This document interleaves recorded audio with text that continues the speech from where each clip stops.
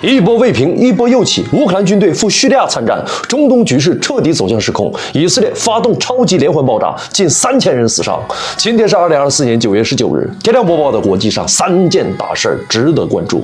第一件事，美国遭受重大失败。据上官新闻报道，在尼尔对于美军下达逐客令之后，美国在日前承认，在最后期限前，美国完成了从尼尔的全面撤军。这意味着，在俄军抢占美军基地的情况下，美国最终还是认怂了。另据胡塞武装的表态，为了让胡塞武装不再支持加沙地带的巴勒斯坦人的袭击，美国对于胡塞武装做出了巨大让步，但胡塞武装没有妥协。很显然，在胡塞武装多次攻击美军机与击落美军无人机之后，深知胡塞武装不好惹的白宫被迫让步了，这被认为是美国遭受的严重失败。天亮播报的第二件事，一波未平，一波又起。乌克兰军队赴叙利亚参战。据参考消息报道，由250名乌军教官组成的小组抵达叙利亚北部，以培训恐怖组织解放叙利亚联盟的武装分子，生产和升级无人机。报道还称消息人士表示，在美国的协助下，基辅正在积极努力地训练武装分子掌握生产无人机的新技术，目的是在不久的将来在叙利亚开辟针对俄罗斯的新战线。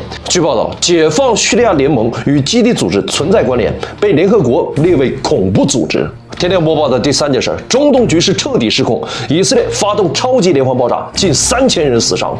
9月18日，央视报道，黎巴嫩不同地区的寻呼机通讯装置几乎是发生同时爆炸，爆炸已造成9人死亡，约有2800人受伤，其中约200人伤情危重。报道指出，真主党原本采用第一技术寻呼机用来防止以色列对其成员定点清除，但是不知何时被以色列发现安全漏洞，才实施网络攻击。目前，黎巴嫩卫生部将全国各地医院置于最高戒备状态，并指示公民远离无线通信设备。在黎巴嫩几乎全境的真主党成员传呼机遭到以色列协同攻击，并在几千人死伤的情况下，中东局势已经彻底失控。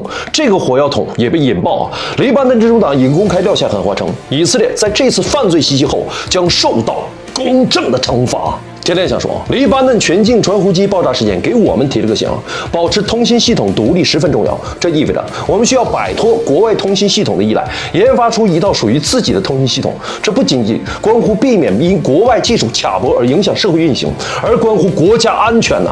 这也是天亮为什么支持国货的原因。放弃幻想吧，这个世界没有救世主，能救你的只有你自己。你弱，别人欺负你就天经地义；你强，西方国家才能老老实实的坐到谈判桌上。